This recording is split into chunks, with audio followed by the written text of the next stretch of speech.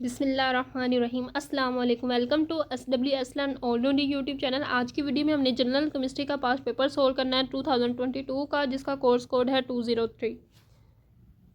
तो इसका सबसे पहला क्वेश्चन है, give the construction of standard hydrogen electrolyte. सच्ची इसकी कंस्ट्रक्शन कुछ यूँ है कि हम इसमें इसकी फिगर देख लेते हैं। ये देखो, इसमें हम एक प्लाटिनम की वायर लेते हैं जिसके ऊपर जिसके एंड पे एक प्लाटिनम की फॉइल लगी होती है। इसमें हम स्टैंडर्ड इसको क्यों कहते हैं, इसमें सारी कंडीशन स्टैंडर्ड्स होती है, यानी टेम्परेचर 25 सेंटीग्रेड होता है। और इसकी जो ट्यूब है उसमें हमने एक होल रखा होता है जिसमें हम हाइड्रोजन गैस देते हैं। वो उसका जो प्रेशर होता है वो 180 में होता है, यानी ये भी स्टैंडर्ड कंडीशन को फॉलो कर रहा है। जो हमारे पास कंसनट्रेशन ऑफ सोल्यूशन जिसमें हमने HCl सोल्यूशन डाला उसकी 1 मोलर कंसनट्रेशन होनी चाहिए।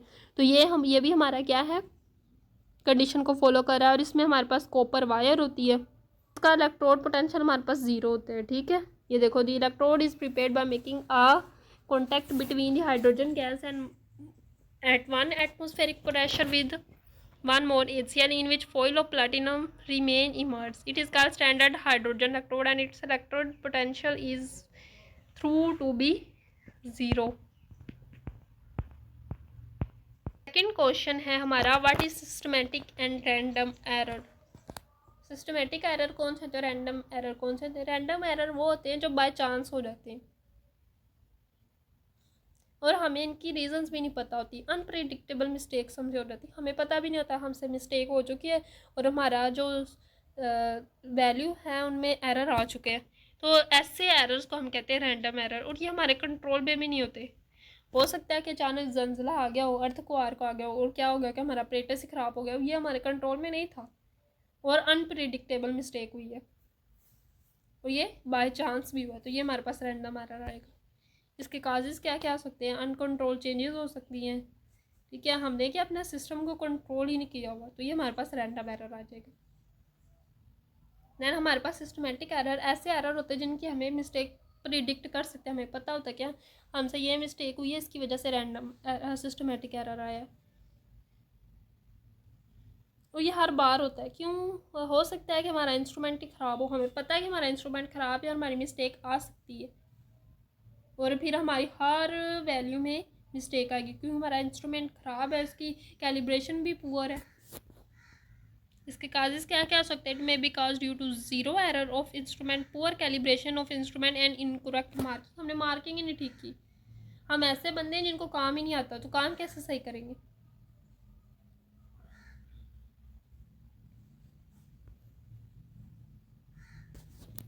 हमारा थर्ड क्वेश्चन है, what is eigen value and eigen functions. अच्छा, एजन फंक्शंस हमारे पास ऐसे फंक्शंस होते हैं जिनके ऊपर हम ऑपरेटर का एक्शन करें लेकिन हमें दोबारा वही फंक्शन मिल जाए। यानी मेरे पास एक्स फंक्शन है, उसके ऊपर मैं ऑपरेटर अप्लाई करती हूँ, ठीक है, मेरे पास दोबारा एक्स आ जाता है और उसके साथ कोई कांस्टेंट वैल्यू 2, 3 आ जाती है, तो ऐसा फंक्शन मेरे पास एजन फंक्शन होगा। एजन फंक्शन, इस पर मैंने एक वीडियो बनाएगी जिसमें मैंने आपको डिटेल से बताया कि एजन फंक्शन क्या है, क्या आपने वो वीडियो अच्छे से देख लेनी है। इसकी एग्जांपल भी है, जैसे मेरे पास ए ऑपरेटर है, वो किसी फंक्शन साई के ऊपर ऑपरेट हुआ, उसने एक्शन किया, लेकिन हमें साई फंक्शन दोबारा मिल गया और उसके साथ एक कांस्टेंट वैल्यू आ गई। अब ये जो कांस्टेंट वैल्यू आती है इसको हम कहते हैं एजन वैल्यू। ये देखो, the characteristic number constant corresponding to each eigen function of operator is called eigen value. ठीक है, तो ये हमारा क्या होता है, एजन वैल्यू। एजन फंक्शन का भी पता चल गया, एजन वैल्यू का भी पता चल गया। देन हमारे पास क्या है, state beard Lambert law. Beard Lambert law क्या होता है। बियर्ड लैम्बर्ट लॉ हमें बताता है कि हमारी जो अब्जॉर्प्शन है रेडिएशन की वो हमारी डायरेक्टली प्रोपोर्शनल है length of cells and concentration. कितनी कंसंट्रेशन और कितनी हमारे सेल की लेंथ है, ये हमें कहता है बियर्ड लैम्बर्ट लॉ। जैसे देखो, इसने कहा कि अब्जॉर्प्शन डायरेक्टली प्रोपोर्शनल है सी और एल। सी हमारे पास क्या कंसंट्रेशन, एल हमारे पास क्या पाथ लेंथ, और मैंने प्रोपोर्शनैलिटी के साइन को हटाया, मेरे पास कांस्टेंट आ गया। इसको कहते हैं molar extinction coefficient. Molar extinction coefficient 5 दफ़ा पढ़ लो, याद हो जाएगा। Molar extinction coefficient, molar extinction coefficient. और एल हमारे पास क्या पाथ लेंथ, सी हमारे पास कंसंट्रेशन ऑफ सॉल्यूशन। देन मेरे पास क्या है, हेज़नबर्ग अनसर्टेनिटी प्रिंसिपल। अब हेज़नबर्ग अनसर्टेनिटी प्रिंसिपल क्या है, इसके मुताबिक किसी भी माइक्रोस्कोपिक पार्टिकल की एट अ टाइम हम पोजीशन मोमेंटम फाइंड आउट नहीं कर सकते। ये हमें हेज़नबर्ग अनसर्टेनिटी प्रिंसिपल कहता है। इस पर भी मैंने अपने वीडियो बनाई हुई है अपने चैनल पे, आपने उस वीडियो को देख लेना। हेज़नबर्ग अनसर्टेनिटी प्रिंसिपल आपको कभी नहीं भूलेगा। मैथमेटिकली हम कैसे लिखते हैं, डेल एक्स यानी change in momentum, del x change in position, change in momentum, यानी अनसर्टनिटी भी हम कह सकते हैं। पोजीशन में अनसर्टनिटी और मोमेंटम में अनसर्टनिटी, इन दोनों का प्रोडक्ट किसके बराबर रहता है, h/2 पाई। ठीक है, तो ये इसकी मैथमेटिकल फॉर्म थी हेज़नबर्ग अनसर्टनिटी प्रिंसिपल की। देन हमारे पास क्या, कैनीज आरोज रिएक्शन को हम डिसप्रोपोर्शन रिएक्शन क्यों कहते हैं, इसको डिसप्रोपोर्शन रिएक्शन इसलिए कहते हैं क्योंकि इसमें जो भी रिएक्टेंट यूज़ होते हैं उनकी सेल्फ ऑक्सीडेशन रिडक्शन होती है, इसलिए जिनकी भी सेल्फ ऑक्सीडेशन रिडक्शन होती है उस रिएक्शन को हम कहते हैं disproportion reaction. Disproportion reaction. Oxidation reduction कैसे होगी, इसमें हमारे पास ऑक्सीडेशन रिडक्शन से दो कंपाउंड बनते हैं। एक की ऑक्सीडेशन होगी तो वो हमारे पास एसिड बना देगा, दूसरे की ऑक्सीडेशन होगी तो हमारे पास और दूसरे की रिडक्शन होगी तो हमारे पास अल्कोहल बन जाएगा। ठीक है, जैसे मेरे पास अल्डिहाइड है, सपोज लगा लो फॉर्मल्डिहाइड है। एक फॉर्मल्डिहाइड की ऑक्सीडेशन होगी तो कार्बोक्सिलिक एसिड बन जाएगा, दूसरे फॉर्मल्डिहाइड की रिडक्शन होगी तो अल्कोहल बन जाएगा। ठीक है, क्वेश्चन है what is allowed and forbidden transition.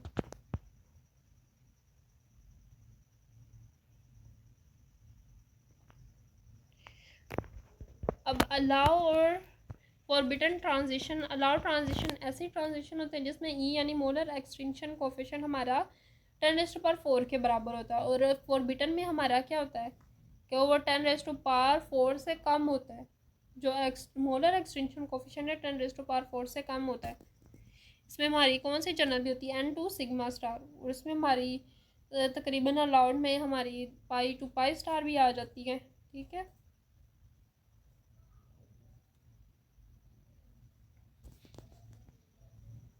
Then है state law of mass action. ये हमने 2023 के पास पेपर में भी इसको अच्छे से डिस्कस किया है। ये क्या कहता है, it state that rate at which reaction proceed is directly proportional to the product of active mass of the reactant.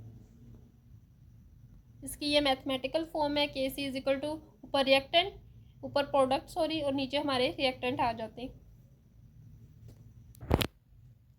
Ketone are less reactive than aldehyde. इस स्टेटमेंट को हमने एग्जांपल से प्रूव करना।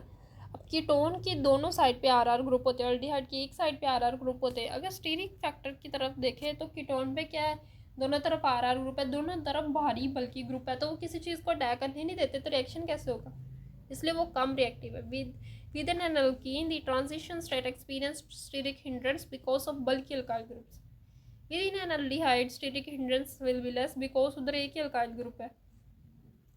इलेक्ट्रॉनिक फैक्टर से भी हम बता सकते हैं। अब देखो दो अल्काइल ग्रुप है, दोनों ही हमारे पास पॉजिटिव इंडक्टिव इफेक्ट दे रहे हैं, दोनों क्या करेंगे, इलेक्ट्रॉन कार्बन की तरफ देंगे। कार्बन हमारे पास क्या हो जाएगा, उस पे ऊपर चार्ज की डेंसिटी इंक्रीज हो जाएगी और वो लेस रिएक्टिव बन जाएगा टूवर्ड न्यूक्लियोफाइल। ठीक है, देन हमारे पास first law of electrolysis, Faraday first law of electrolysis. ठीक है, तो इसमें उन्होंने क्या है, Faraday first law of electrolysis क्या है कि मैस जो सब्सटेंस हमारा जितना भी डिपॉजिट हुआ है, ये लिबरेट हुआ है इलेक्ट्रोड पे, वो डायरेक्टली प्रोपोर्शन है जितनी हमने इलेक्ट्रिसिटी पास की है। ठीक है, जितनी ज़्यादा इलेक्ट्रिसिटी पास करेंगे उतना ही ज़्यादा हमारा सब्सटेंस डिपॉजिट होगा। जो डिपॉजिट हुआ डायरेक्टली प्रोपोर्शन है क्यू के, और जब प्रोपोर्शनैलिटी के साइन को हटाएंगे तो कॉन्स्टेंट आ जाएगा जी। देन हमारे पास है mechanism of nucleophilic addition reaction of aldehyde and ketone.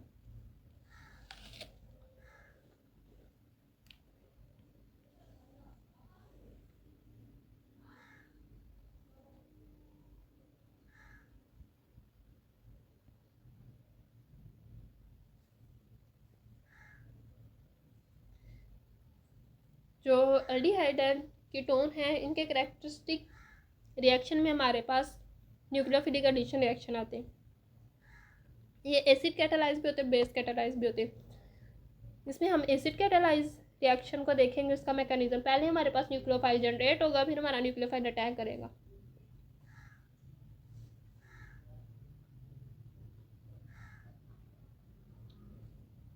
फिर हमारे पास प्रोटोनेशन होगी।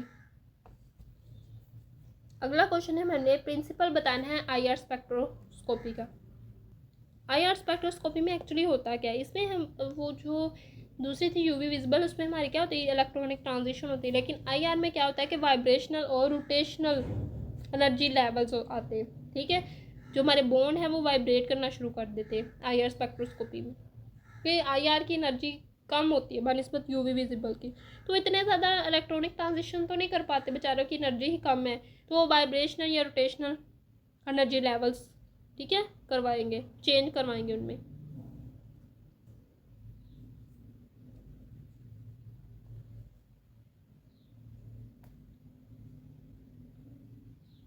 आईआर स्पेक्ट्रोस्कोपी से क्या करते हैं, हम कोई भी कंपाउंड है उसका फंक्शनल ग्रुप आइडेंटिफाई कर सकते हैं या मॉलिक्यूल का स्ट्रक्चर एनालाइज कर सकते हैं। ठीक है,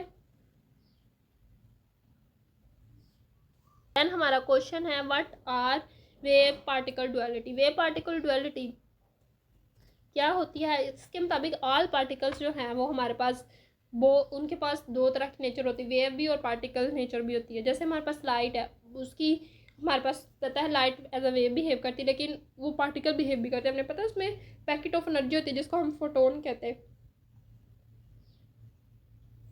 इसको कौन कौन से प्रिंसिपल एक्सप्लेन करते हैं, डी ब्रोगली हाइपोथेसिस ने हमें वेव डुअलिटी नेचर दी, तो ये भी हमें वेव पार्टिकल डुअलिटी को एक्सप्लेन करती है। और हाइजेनबर्ग अनसर्टेनिटी प्रिंसिपल भी हमारा इसी पर ही काम करता है, उसने डी ब्रोगली के बाद अपना प्रिंसिपल दिया था। आगे हमारे पास है, give construction of calomel electrode.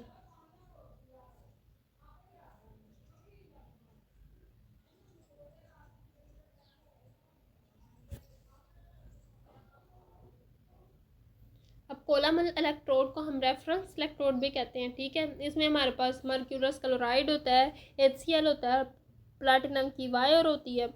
ठीक है, इसमें मरकरी और मर्क्यूरम क्लोराइड का जो पेस्ट होता है ना, उसको कैलोमल कहते हैं, इसलिए इसको हम कहते हैं कैलोमल इलेक्ट्रोड।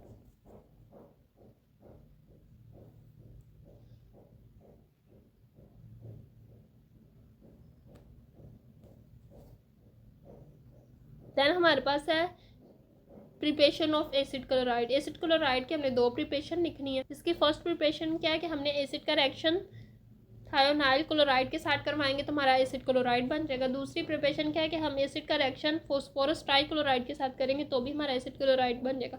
और एक और इसकी प्रिपरेशन होती है, हम एसिड का रिएक्शन फॉस्फोरस पेंटाक्लोराइड के साथ कर दे तो भी हमारा एसिड क्लोराइड बन सकता है। लेकिन इधर हमसे सिर्फ दो पूछी गई थी, इसलिए मैंने सिर्फ दो रिएक्शन लिखे। देन हमारे पास क्या, postulate of quantum mechanics. Quantum mechanics के जो पोस्टुलेट है बड़े इंपॉर्टेंट है। ये जो मैंने नोट्स शेयर किए हैं पोस्टुलेट के, इस पे ही मैंने एक अच्छी सी क्वांटम मैकेनिक्स के पोस्टुलेट पे वीडियो बनाई है। आपने उस वीडियो को देख लेना है, आपको पोस्टुलेट कभी भी क्वांटम मैकेनिक्स के नहीं भूलेंगे।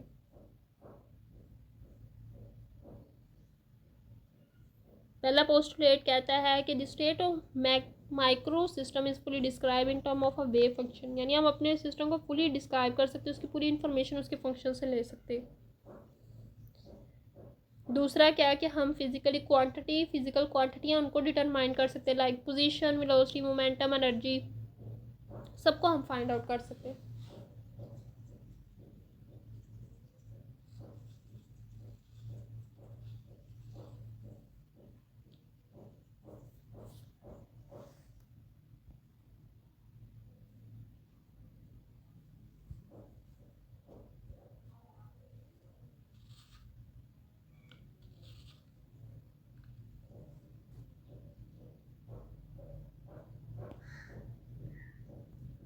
हमारा तीसरा पोस्टुलेट है जिसमें हम एजन वैल्यू और एजन फंक्शन का पढ़ेंगे। एजन वैल्यू और एजन फंक्शन का मैंने ऊपर बता दिया सारा कुछ, तो आपने इसको अच्छे से देख लेना है। चौथा पोस्टुलेट है मेरा नॉर्मलाइजेशन पे।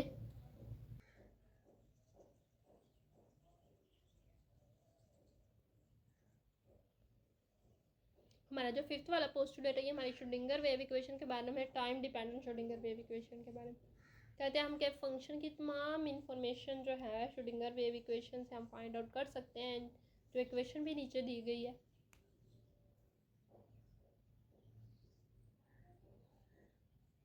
अगला क्वेश्चन है, हमने डिटेल मैकेनिज्म बताना है एस्टेरिफिकेशन ऑफ एथेनॉल।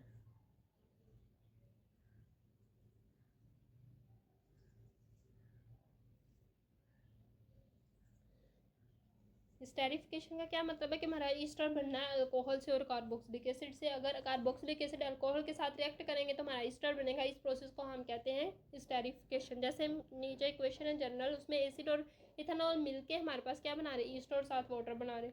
और एक स्पेसिफिक रिएक्शन है जिसमें एसिटिक एसिड दिया गया और इथेनॉल लिया गया। हमने तो इथेनॉल से ही हमने अपना स्टेरिफिकेशन करनी है।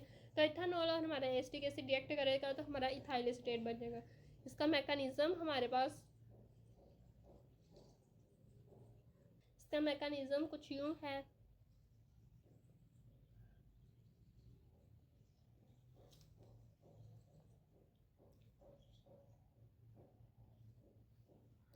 पहले हमारा एसिड है उसकी प्रोटोनेशन होगी, उसमें प्रोटोन ऐड होगा। देन हम पूरा जो हमारा ग्रुप है इथेनॉल का, ठीक है, वो उस पर जाके लग जाएगा। अल्कोहल, कोई भी अल्कोहल ले लें, ठीक है, वो उस पर जाके लग जाएगी। देन हमारा क्या होगा, इंटरमीडिएट प्रोडक्ट बनेगा, उसमें आयन एक्सचेंज होंगे,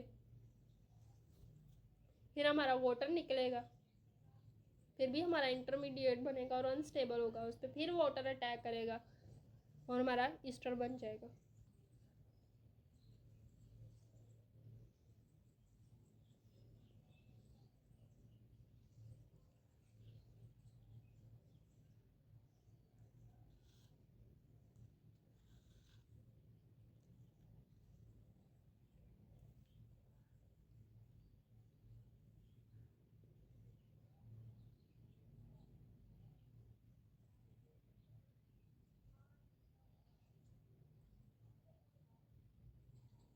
अगला हमारा लॉन्ग क्वेश्चन है फोटो इलेक्ट्रिक इफेक्ट और कॉम्पटन इफेक्ट के बारे में बताना।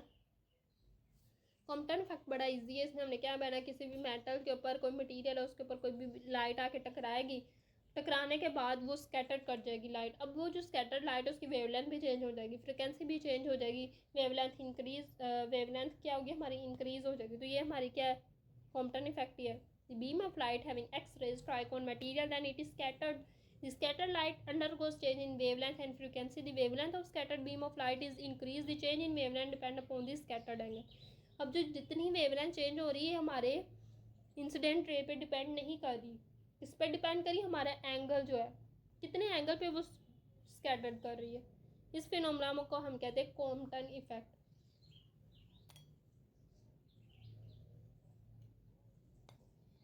हमारा photo electric effect, photo electric effect को हम दो तीन दफ़ा कर चुके हैं, इसको मैं अपनी एक्सप्लेन करूँगी। हर चीज़ को बस जनरल एक्सप्लेन कर रही हूँ क्योंकि इसमें सिर्फ सोल्यूशन प्रोवाइड करना है, मेन मकसद समझाना नहीं है।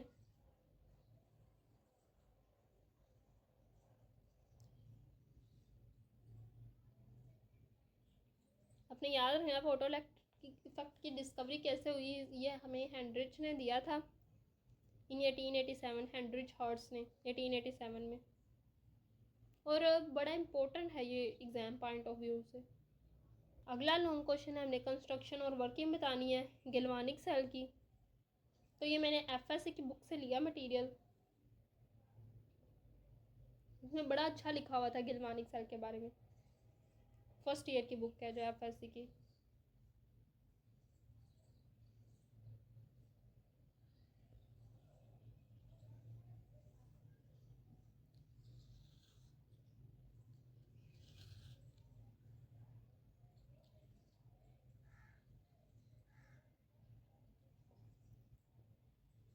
इसमें एक हमारे पास जिंक इलेक्ट्रोड होता है, एक हमारे पास कॉपर इलेक्ट्रोड होता है, ठीक है।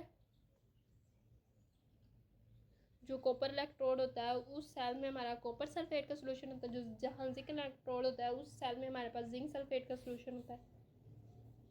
जिंक पे हमारे पास ऑक्सीडेशन होती है, कॉपर में हमारे पास रिडक्शन होती है कैथोड पे। जो ओवरऑल हमारा पोटेंशियल होता है वो 1.1 वोल्ट होता है। ठीक है,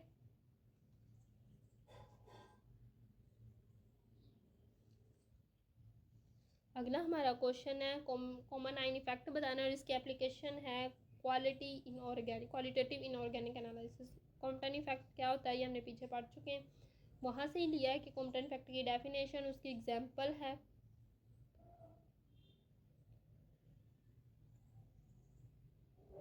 एप्लीकेशन है इन क्वालिटेटिव ऑर्गेनिक एनालिसिस में, इसमें हम ग्रुप 1 के radicals, group 2, group 3, group 4, group 5 के रेडिकल्स की प्रेसिपिटेशन के लिए, उनको फाइंड आउट करने के लिए कि ये ग्रुप 1 के रेडिकल्स हैं, ये ग्रुप 2 के एनालाइज करने के लिए हम इसको यूज़ करते हैं कॉमन आयन इफेक्ट को। तो मैंने बड़ी ईजी वर्डिंग में एक्सप्लेन किया है।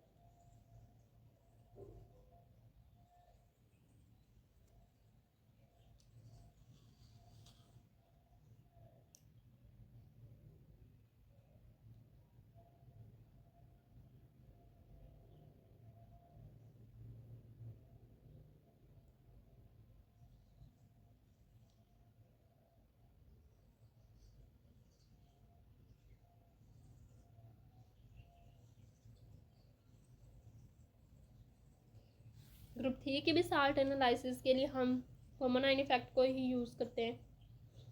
हर एनालिसिस में हमने गौर से देखना है कि एक हमारे पास वीक इलेक्ट्रोलाइट होता है, एक हमारे पास स्ट्रॉन्ग इलेक्ट्रोलाइट होता है।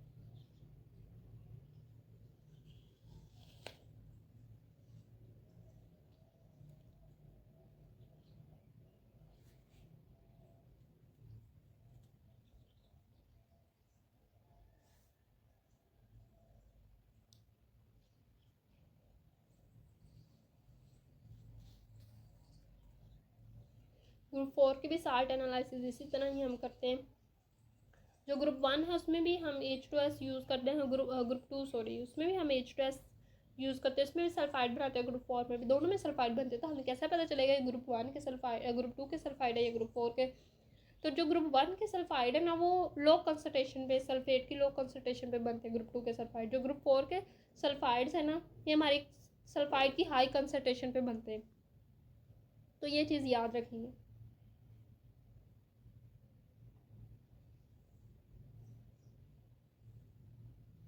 अगला हमने ऑल्डोर कंडेंसेशन रिएक्शन की नेसेसरी कंडीशन बतानी है और उसका मैकेनिज्म।